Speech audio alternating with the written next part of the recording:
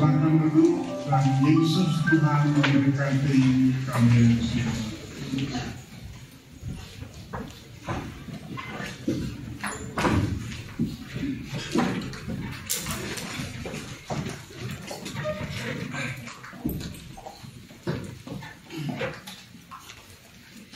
Semua baik bukan?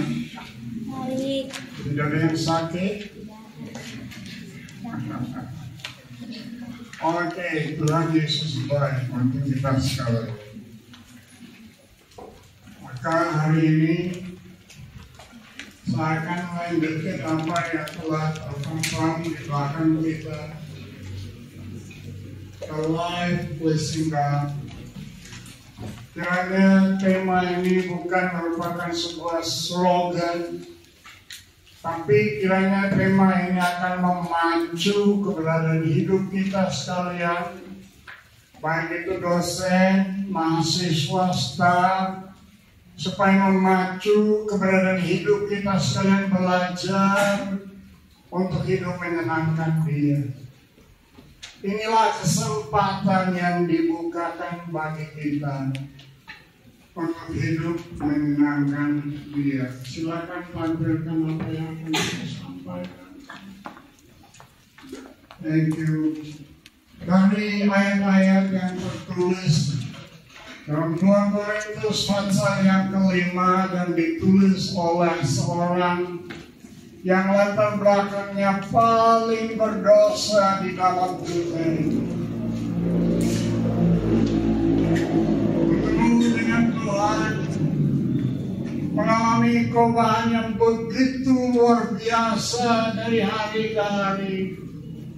Dan kemudian dia memberikan pelajaran indah seperti ini bagi kita. Tertulis dalam 2 Korintus pasal 5 ayat 1 sampai dengan ayat yang ke-11.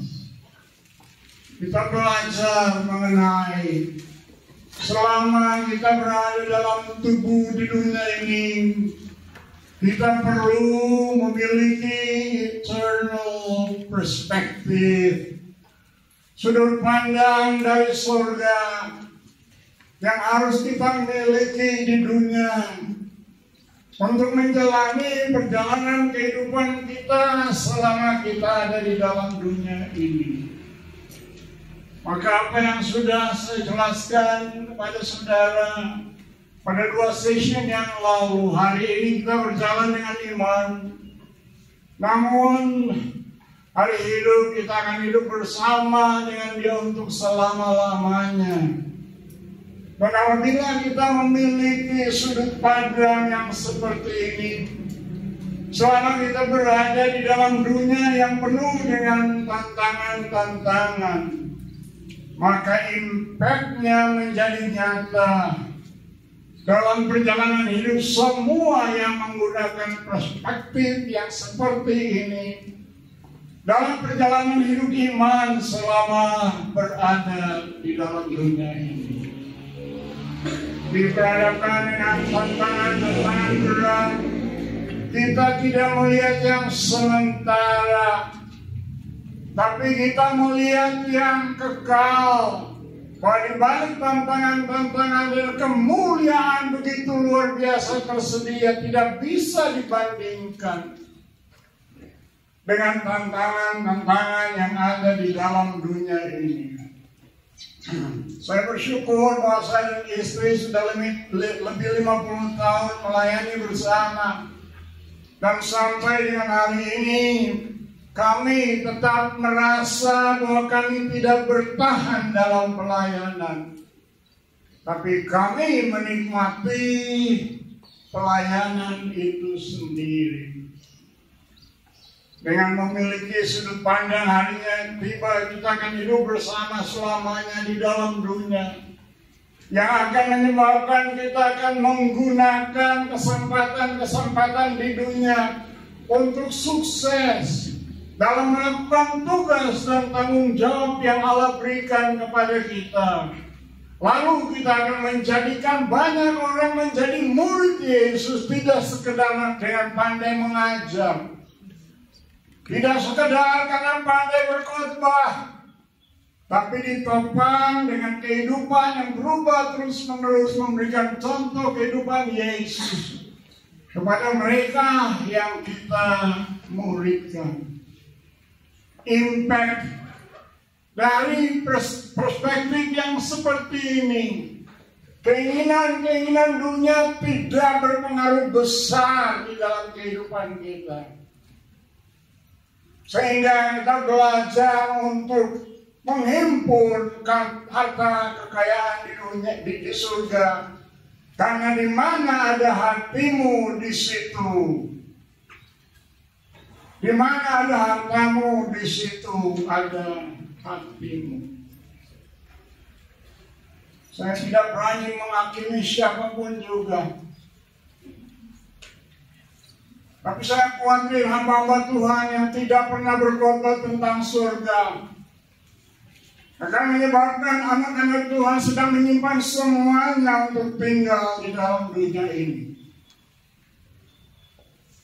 Tapi mereka yang betul sering berpikir tentang surga, maka pengaruh dunia tidak terlalu berpengaruh dalam kehidupan mereka, sekalipun memang mereka masih butuh uang dan lain-lain. Dan akhir hidup menjadi seorang pemenang dan bukan pecundang. Jadi bukan saja karena dihadapkan dengan tantangan-tantangan berat lalu menjadi pemenang, tapi ini akan berlangsung sampai di akhir perjalanan kehidupan. Sesi yang kedua, lalu saya telah melanjutkan kapan kita berpindah dari dunia untuk tinggal selamanya bersama dengan Dia. Anytime. Kematian sewaktu-waktu dapat berlaku. Dan kematian merupakan suatu keuntungan bagi mereka yang sudah lahir baru dan memiliki sudut pandang surga dalam kehidupannya. Kemudian saya sudah menjelaskan mengenai the rapture atau hal pengangkatan dari gereja. Sudah sangat dekat. Yesus segera akan kembali. Dan akan ada banyak orang yang mengatakan dirinya orang percaya masuk keluar gereja. Tapi karena tidak mengadakan persiapan, satu diangkat. Dan satu akan tertinggal di dalam dunia ini. Doa saya kiranya semua kita akan terangkat waktu Yesus datang. Dan tidak ada seorang pun yang akan tertinggal di dalam dunia. Paulus berusaha untuk hidup menyenangkan Tuhan. Sebab Paulus memiliki perspektif yang kedua. Perspektif itu adalah selalu siap sedia untuk berhadapan dengan kursi pengadilan. Semua yang hadir dalam kebaktian pagi ini, semua yang disebut manusia yang diciptakan oleh Allah, perlu sekali diperhatikan bahwa tidak akan ada seorang pun dari antara kita yang luput dari pengadilan. Bila selalu kita berpikir mengenai hal ini, hidup menyenangkan Tuhan adalah fakta nyata dalam perjalanan hidup kita tiap-tiap hari. Akhir kata dari segala yang didengar ialah takutlah akan Allah dan berpeganglah pada perintah-perintahnya, karena ini adalah kewajiban setiap orang. Baca ayat 14 dengan saya yang bisa baca, karena mungkin di belakang tidak bisa, tulisannya kecil. Kita baca sama-sama, 1, 2, 3. Karena orang akan balas yang berbuat keadilan, yang sesuatu yang tersembunyi, entah itu baik, entah itu jahat. Semua yang tersembunyi, baik atau jahat, semuanya akan diperhadapkan dengan pengadilan.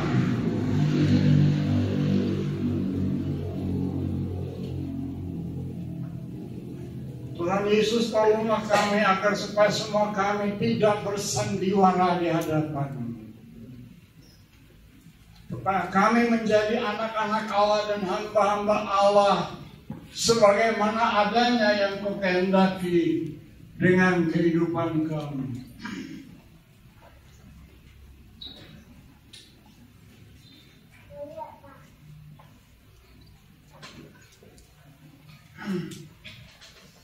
Wahyu pasal 20 ayat 11 sampai dengan ayat yang ke-15.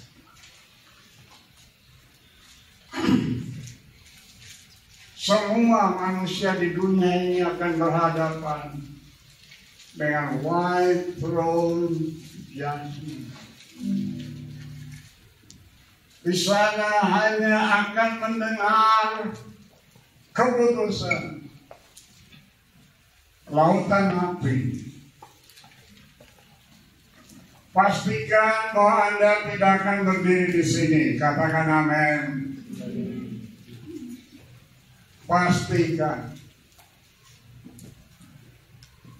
Hari ini yang saya ingin bahas sesuai dengan 2 Korintus pasal yang ke-5 adalah kursi pengadilan daripada Yesus Kristus yang dalam bahasa aslinya itu bema.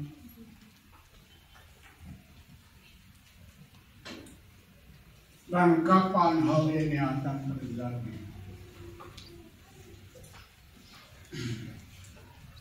Hal ini akan segera terjadi setelah Yesus kembali di udara untuk mengangkat gerejanya. Anda silakan baca sendiri, saya tidak akan baca ayat-ayat yang saya pakai sebab saya tahu semua kita dalam murid daripada Yesus, sekalipun memang setiap hari Rabu membahas khotbah hari Minggu. Kelihatannya murid-murid tidak bisa membahas khotbah hari Minggu karena datang hari Minggu hanya merupakan sebuah kebiasaan. Datang hari Minggu tidak dengan tujuan membuka diri untuk mendengar apa yang Tuhan ingin katakan. Hari ini saya berharap kalian ingat apa yang saya sedang sampaikan. Sebab tidak ada seorang manusia pun yang akan terhindar dari kursi pengadilan. Entah itu kursi pengadilan Yesus Kristus atau juga kursi atau juga tahta putih.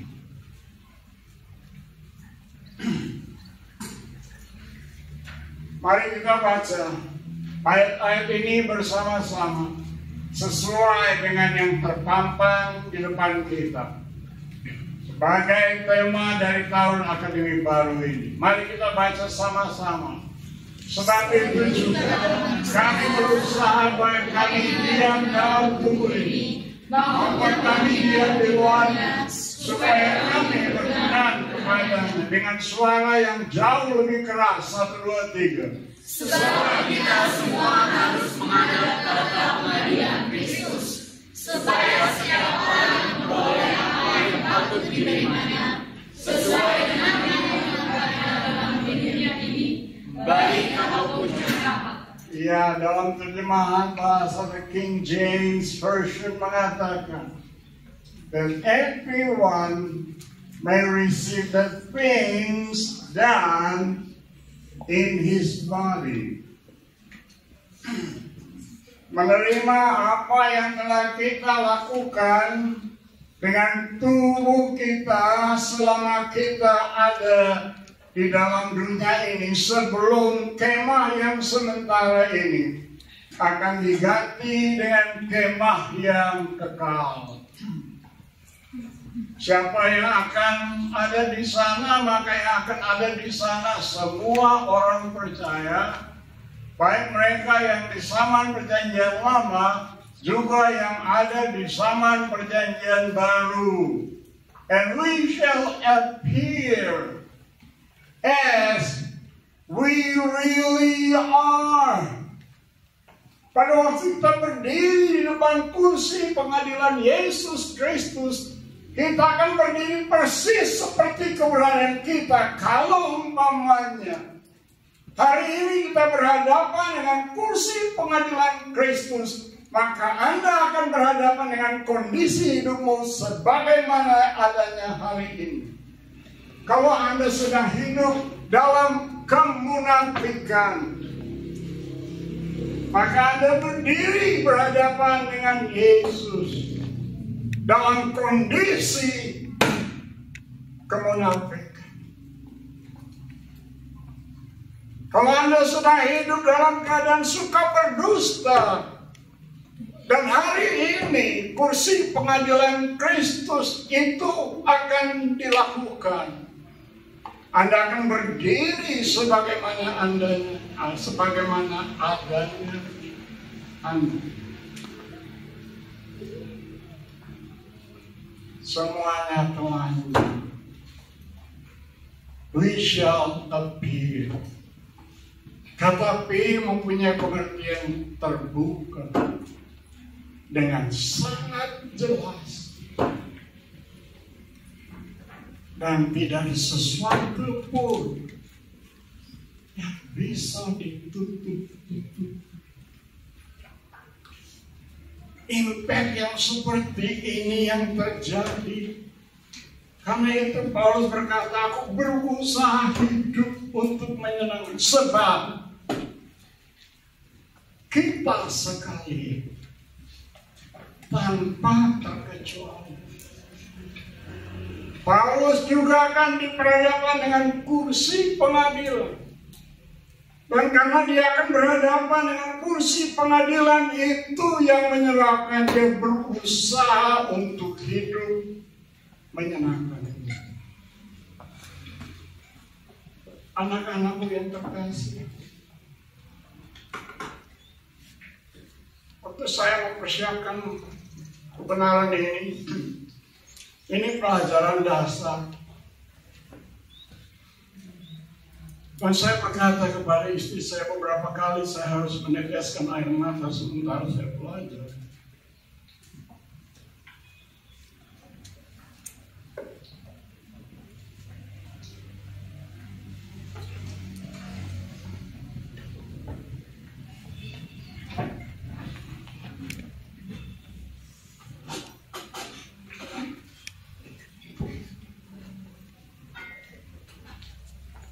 Tiap orang harus memberi laporan pertanggungjawaban mengenai dirinya sendiri kepada Allah.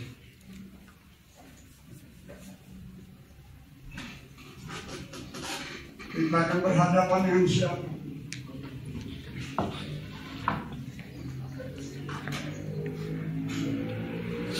Apakah Anda akan berhadapan dengan Yesus yang penuh?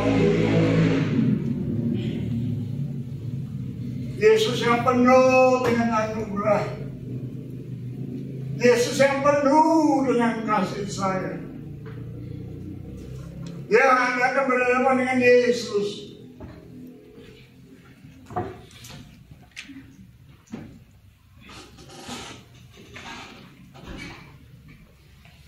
Ini yang menyebabkan saya nangis.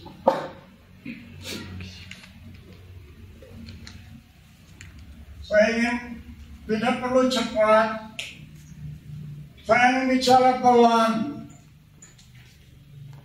Saya menghendaki semua kalian coba menempatkan dirimu di sana. Tidak ada satu orang percaya yang bisa menghindar dari kursi pengadilan Yesus Kristus.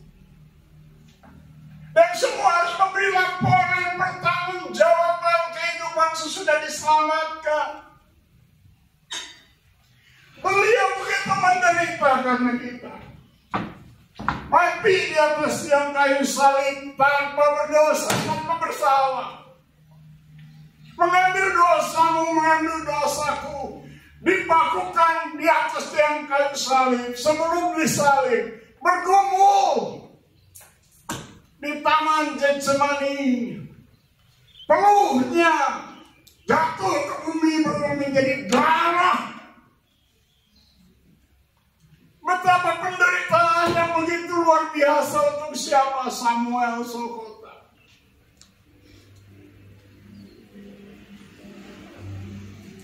Kamu lihat penderitaan, aku diselamatkan.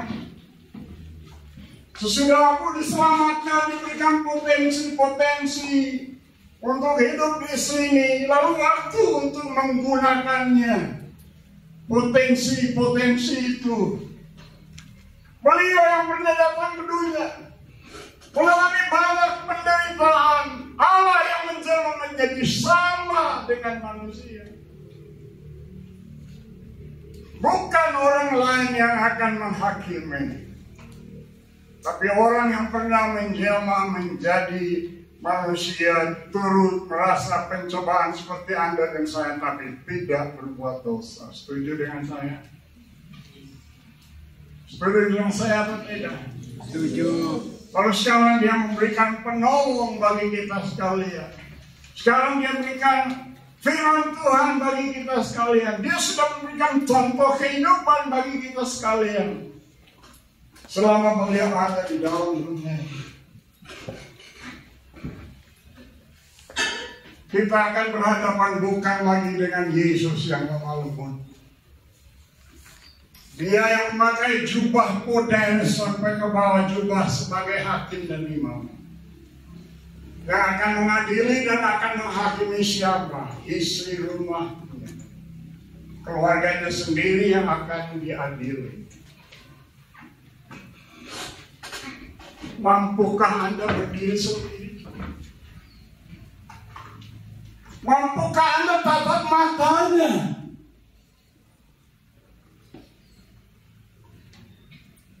Yohanes di Pulau Patmos mendapat wahyuan tentang Yesus rentah ke bumi seperti orang mati.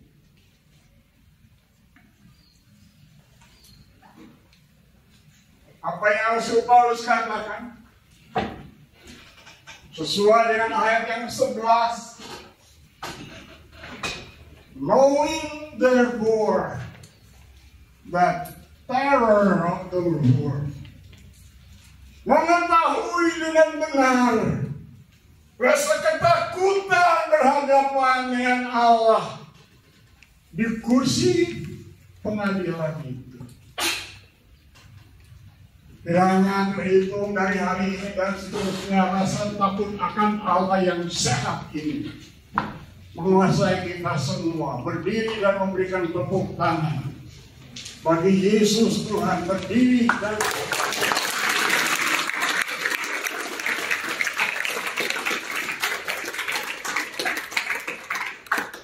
terima kasih, silakan duduk. Anda akan berhadapan dengan siapa? Dengan siapa? Yesus yang mana? Yang sudah bangkit dari antara orang mati-mati. Hakim yang akan menghakimkan. Saya kira orang-orang yang berdiri depan dia dengan masih kaki sebelah di dunia, kaki sebelah di surga, atau di yang satu rohani dan satu duniawi, saya yakin akan komentar berhadapan dengan dia. Saya yakin waktu dia bertanya ada tulisan air mata yang benar. Karena dia akan bertanya kepada kita. Dan kita harus memberikan laporan bertanggung jawab. Hidup dan pelayanan kita selama kita berada di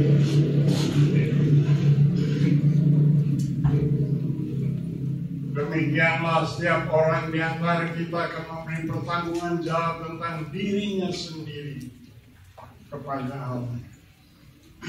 Pengadilan secara individu. Orang yang mempengaruhi Anda untuk rokok mungkin tidak akan berdiri untuk membela Anda. Orang yang mempengaruhi Anda untuk loncat pagar tidak akan berdiri bersama dengan Anda untuk memberi jawaban buat Anda. Anda sendiri harus memberikan jawab atas pertanyaan yang akan dilepaskan oleh juru selamat yang kini menjadi hakimnya.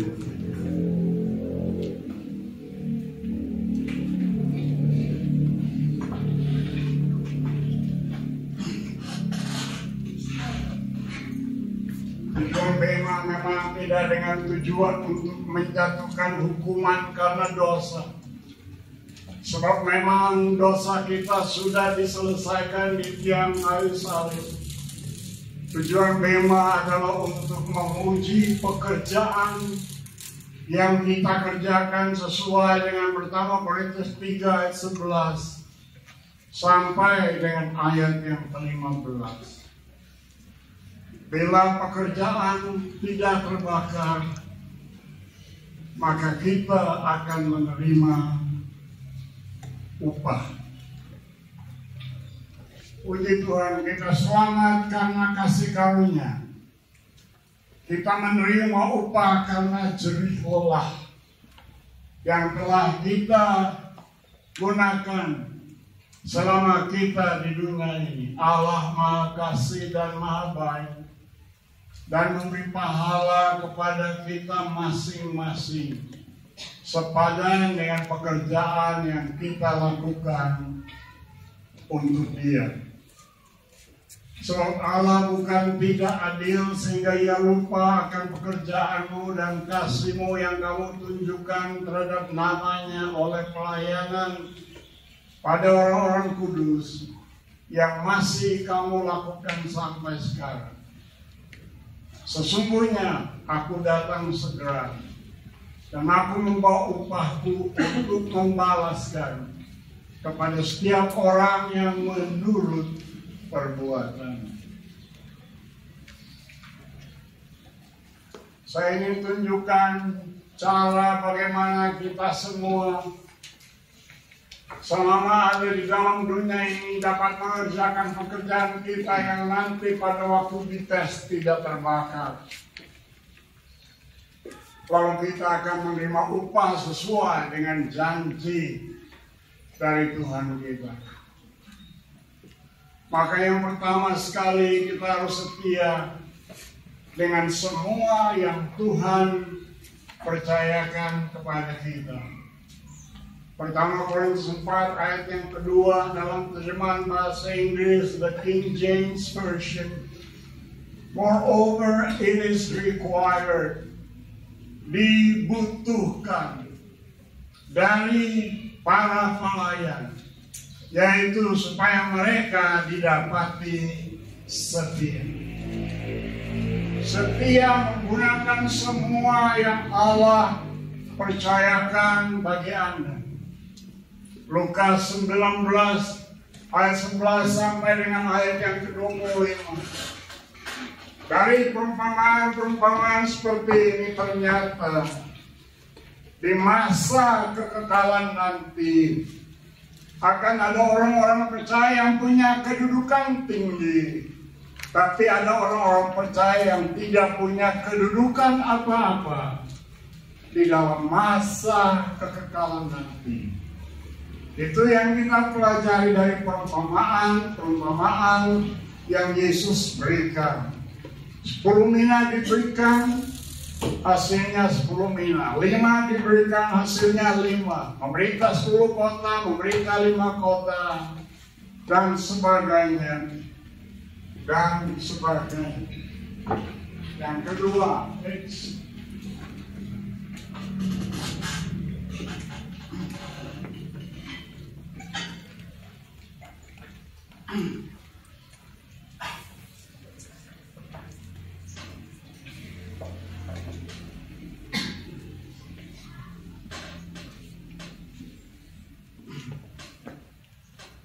Yang kedua, dua cara.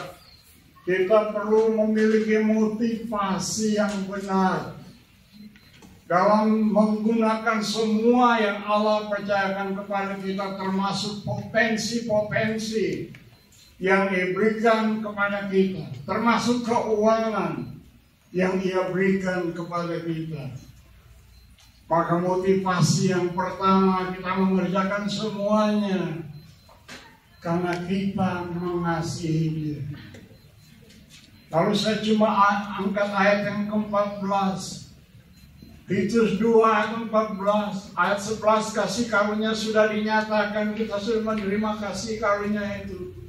Lalu ayat 14, yang telah menyerahkan dirinya bagi kita untuk membebaskan kita dari segala kejahatan dan untuk menguduskan bagi dirinya suatu umat kepunyaannya sendiri. Yang apa? Yang apa? Yang rajin berbuat baik. Kita rajin karena kita mengasihi Tuhan. Motivasi yang lainnya adalah ketaatan. Setelah kita diselamatkan, maka Efesus 2:10, kita ini buatan Allah, diciptakan dalam Kristus Yesus untuk melakukan pekerjaan baik yang dipersiapkan Allah sebelumnya.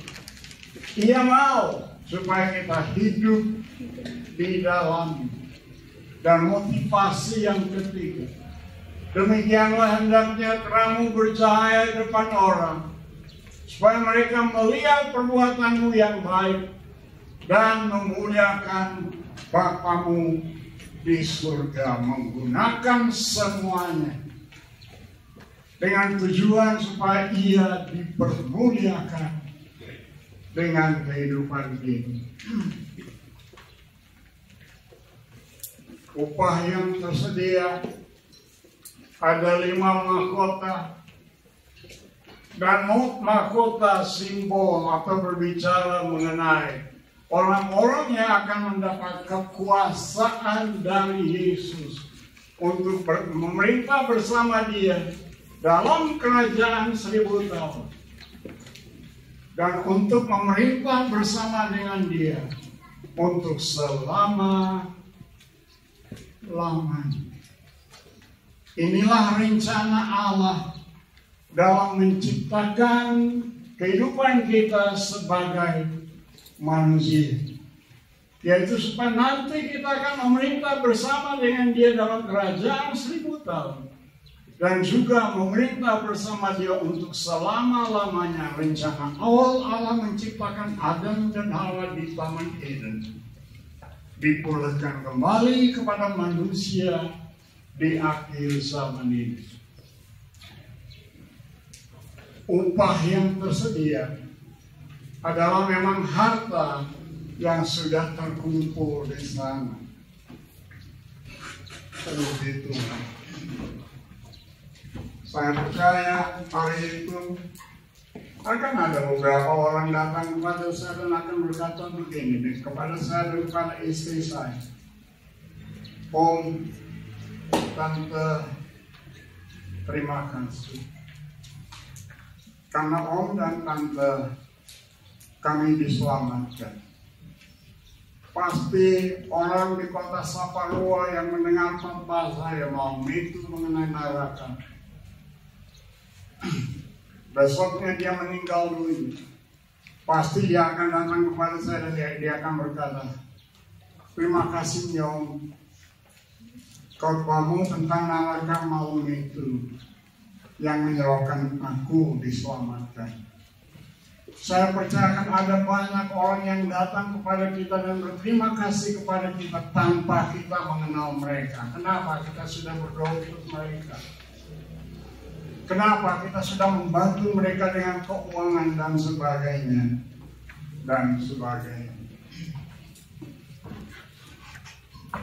Kenapa ya cepat-cepat berperang?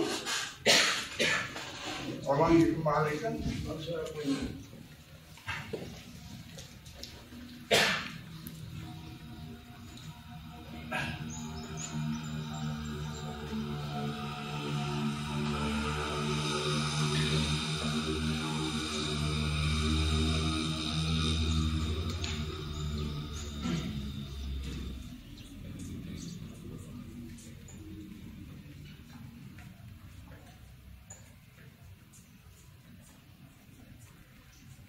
apa akan terjadi kalau pekerjaan terbakar? Tidak akan mendapat upah. Jika pekerjaannya terbakar, ia akan menerima kerugian, tapi ia sendiri akan diselamatkan. Tapi seperti dari dalam api. Saya meminta kesediaan salah seorang saudara berdiri dan baca Wahyu 21 ayat yang keempat. Berdiri dan baca Wahyu pasal 21 ayat yang keempat. Daniel, kalau sudah dapat silakan berdiri dan baca. Wahyu 21 ayat 4. Dan ia akan menghapus segala air mata dari mata mereka, dan maut tidak akan ada lagi, tidak akan ada lagi perkabungan atau ratap tangis atau duka cita, sebab segala sesuatu yang lama itu telah berlalu. Anda boleh tidak setuju dengan saya, tidak jadi soal. Tapi inilah kesempatan pada waktu pekerjaan di dunia terbakar dan tidak menerima upah, sedangkan melihat yang lain-lainnya menerima upah. Saya pasti justru saat itulah tetesan air mata menetes dari mereka yang pekerjaannya terbakar dan tidak mendapat upah. Kita semua harus menghadap tahta pengadilan Kristus, supaya setiap orang memperoleh apa yang patut diterimanya sesuai dengan yang dilakukannya dalam hidupnya ini, baik ataupun jahat. Kata jahat di sini mempunyai pengertian mengerjakan pekerjaan Tuhan dengan hasil-hasil yang tidak ada sama sekali, tidak menghasilkan apa-apa sesuai dengan pandangan daripada Allah yang memberikan semua bagi manusia untuk bekerja selama mereka ada di dalam dunia ini. Mari yang bisa baca dengan saya Timotius 2 ayat 15. Baca sama-sama 1, 2, 3.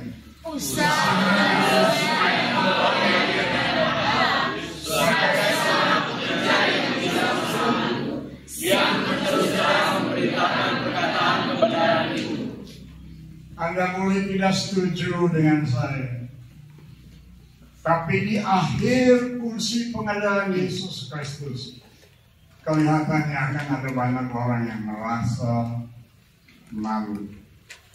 Pertama Yohanes 2 ayat 28 juga berkata hal yang sama, supaya waktu Dia datang kita tidak akan menjadi malu.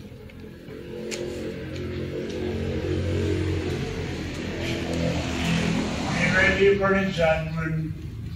Setialah dalam mengerjakan apa yang Tuhan perintahkan. Berapa dari antara kalian yang mau setia mengerjakan apa yang Tuhan perintahkan Anda kerjakan? Bolehkah saya lihat tangannya diangkat tinggi dengan perhatian? Kesetiaan itu yang akan menyebabkan pekerjaanmu tidak akan terbakar. 2, milikilah motivasi yang benar dalam mengerjakan semuanya. Mari kita belajar mengasihi Tuhan lebih lagi dari yang ini dan seterusnya. Mari kita taat melakukan perintah-perintahnya. Mari kita hidup hanya dengan tujuan untuk kemuliaannya saja. Tuhan Yesus kiranya memberkati semua. Be ready for the judgment. Tidak seorang yang akan lepas dari kursi pengadilan. Saya berharap semua kita berdiri depan kursi pengadilan Yesus Kristus dan bukan di depan tahta putih. Dan saya berharap semua kita akan sungguh-sungguh menerima upah yang Bapa sudah sediakan bagi kita. Paling tidak, salah satu mahkota yang akan diberikan bagi Anda, mahkota kebenaran. Kenapa Anda akan terima mahkota kebenaran? Karena Anda percaya kedatangan Yesus kali yang kedua. Karena Anda sedang menunggu kedatangan Yesus yang kedua untuk mengambil gerejanya dari dunia. Sebabnya Rasul Paulus berkata, bukan untuk aku saja, tapi untuk semua orang yang telah menantikan kedatangannya pada kali yang kedua. Haleluya. Tutup matamu. Tenang di hadapan Allah. Yang sampai dengan hari ini suka bersandiwara di kelas, yang suka bersandiwara di kamar, yang suka berpura-pura dan segala macam, hari itu Anda akan berhadapan secara langsung dengan Raja di atas segala raja. Anda akan berhadapan dengan hakim yang akan mengadili. Semuanya akan terbuka dan tidak ada sesuatu pun yang tertutup. Sementara semua tenang di hadapan Allah.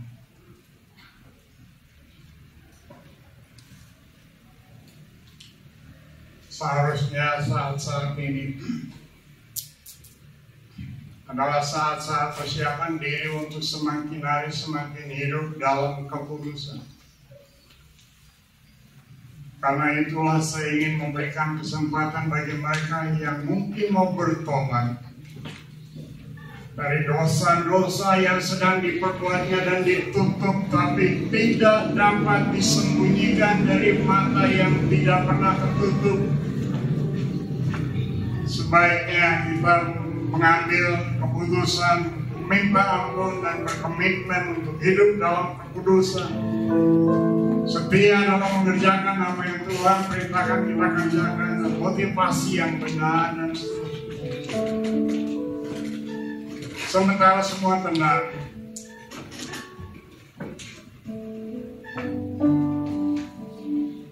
sambil melihat ke depan kursi pengadilan Yesus Kristus yang menanti kita. Kita akan berhadapan secara langsung dengan matanya yang seperti nyala api.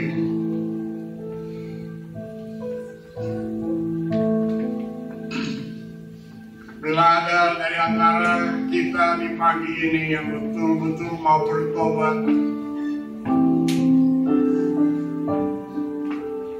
dan yang mau hidup sesuai dengan apa yang saya ajarkan agar pekerjaanmu tidak terbakar, dan engkau sendiri akan menerima upah yang sudah disediakan. Saya minta mereka yang mau bertobat dan yang mau hidup seperti yang saya ajarkan pagi ini berdiri bersama-sama dengan saya, dan kita akan pasrah kepada Tuhan.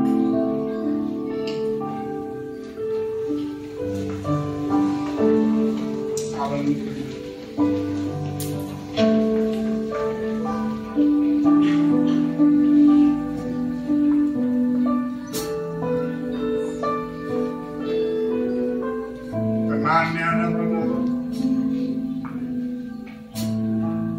Musik boleh, tapi saya mengharapkan juga tenang di hadapan Allah.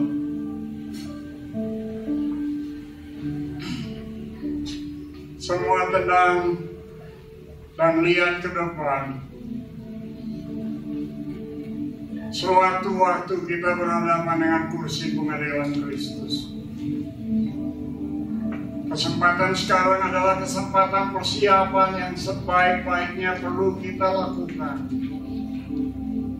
agar tidak menyesal nanti. Mari kita angkat tangan kita kepada Dia dan masing-masing menyerahkan hidupmu kepada Tuhan. Haleluya. Bapak, pagi ini kami datang kepadamu. Sebelum hari itu kami akan berhadapan langsung dengan Yesus yang akan mengadili kami, menghakimi kami. Kemudian semua yang kami kerjakan di bumi ini sia-sia dan kami tidak akan mendapat upah apa-apa. Meskipun memang kami akan diselamatkan. Tapi betapa ruginya nanti pada waktu kami ada di surga dan tidak mendapatkan upah yang sebenarnya dan seharusnya kami terima. Pagi ini hamba berdoa buat semua yang berdiri bersama dengan hamba. Tuhan, kasih karunia-Mu mengalir ke dalam kehidupan kami sekalian. Karena kami sadar tanpa kemampuan-Mu kami tidak mampu.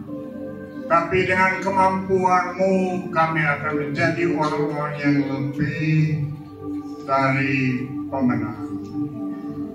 Terima kasih banyak Bapa.